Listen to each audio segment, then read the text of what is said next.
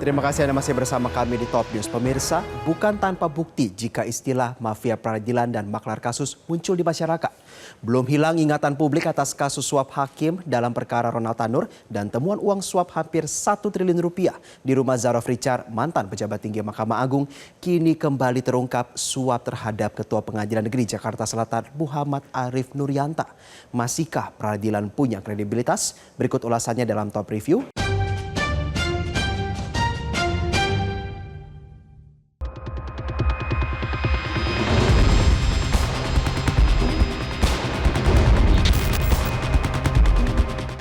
Pada Sabtu malam 12 April 2025, Kejaksaan Agung menetapkan 4 tersangka dalam kasus dugaan suap terkait putusan lepas atau onslak perkara korupsi pemberian fasilitas ekspor minyak kelapa sawit mentah atau CPO di Pengadilan Negeri Jakarta Pusat. Keempat tersangka adalah Ketua Pengadilan Negeri Jakarta Selatan Muhammad Arif Nurianta, Panitera Muda Perdata Pengadilan Negeri Jakarta Utara Wahyu Gunawan, serta 2 advokat yakni Marcella Santoso dan Arianto.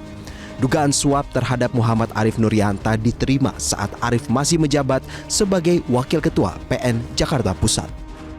Adapun keempat orang tersebut masing-masing adalah: 1. Tersangka WG yang bersangkutan selaku Panitera Muda Perdata pada Pengadilan Negeri Jakarta Utara. Kemudian yang kedua, tersangka MS yang bersangkutan adalah seorang advokat. Kemudian yang ketiga adalah AR, juga sebagai advokat. Dan yang terakhir adalah MAN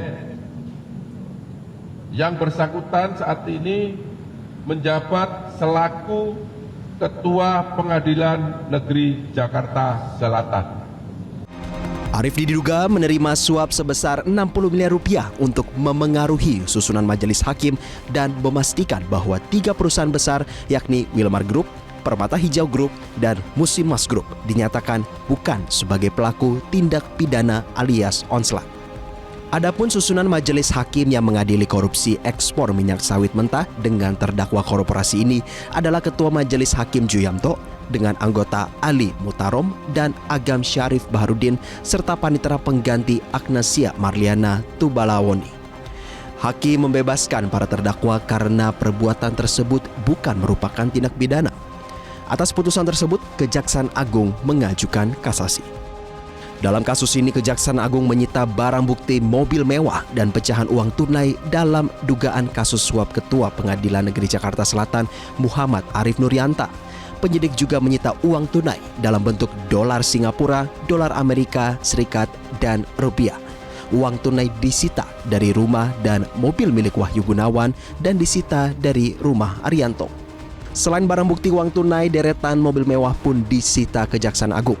Mobil yang disita yakni 1 unit Ferrari SF90, 1 unit Nissan Nissimo GTR, dan 1 unit Mercedes-Benz G63, dan 1 unit Lexus RX 500H. Yang pertama adalah uang dolar Singapura sebanyak 40.000, dolar Amerika Serikat 5.700, kemudian 200 yen dan 10.804.000 rupiah. Uang tersebut ditemukan atau didapat di rumah tinggal WG, yaitu di Villa Gading Indah. Yang kedua, uang US dolar Singapura sebanyak 3.400.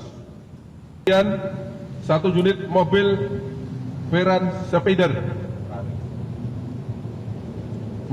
Ferrari, agak gelap ya ini. Kemudian 1 unit mobil Nissan GT-R, 1 unit mobil Mercedes-Benz, dan ada lagi 1 unit mobil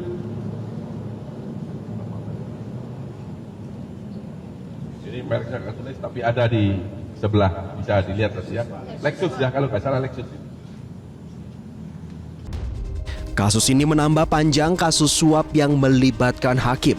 Belum hilang dari ingatan publik heboh kasus 3 hakim Pengadilan Negeri Surabaya, Erin Tuadamanik, Heru Hanindyo, dan Mangapul yang ditangkap oleh Kejaksaan Agung karena diduga menerima suap untuk memvonis bebas terdakwa Ronald Tandur dalam kasus penganiayaan yang berujung pada kematian kekasihnya Dini Serafrianti. Dari pengembangan kasus itu terungkap kasus Zarof Richard pada 24 Oktober 2024. Kejaksaan Agung melakukan penggeledahan di rumah Zarof Richard di kawasan Senayan, Jakarta. Dalam penggeledahan ini ditemukan uang senilai 920,9 miliar rupiah serta emas batangan seberat 51 kg yang nilainya mencapai 75 miliar rupiah.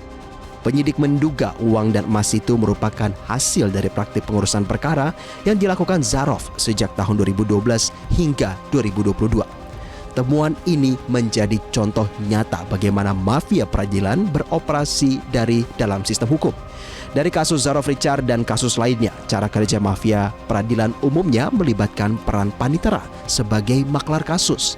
Zarof Richard berperan sebagai perantara antara pihak berperkara dan hakim. Ia menghubungkan pengacara atau pihak yang ingin mengamankan putusan dengan oknum hakim.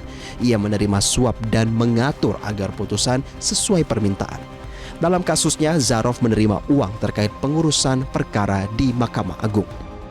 Jalur uang suap biasanya tidak diberikan langsung ke hakim, melainkan melalui panitera atau pengacara koneksi atau orang kepercayaan seperti sopir atau asisten pribadi. Nominal ditentukan berdasarkan tingkat perkara. Modus operandi mafia peradilan diantaranya jual beli putusan, rekayasa penetapan majelis hakim penundaan putusan untuk tanda kutip tawar-menawar uang suap, manipulasi administrasi perkara, dan penyusupan orang luar ke dalam proses. Dampak dari mafia peradilan terbukti menghancurkan kepercayaan publik terhadap hukum, melanggengkan ketidakadilan, dan membiarkan pelaku kejahatan bebas. Selain itu juga menyuburkan korupsi dalam bentuk lain karena hukum jadi alat dagang. Kasus-kasus ini mencerminkan tantangan serius dalam menjaga integritas lembaga peradilan di Indonesia. Penegakan hukum yang tegas terhadap pelaku korupsi di lingkungan peradilan diharapkan dapat memperkuat kepercayaan publik terhadap sistem hukum di Indonesia.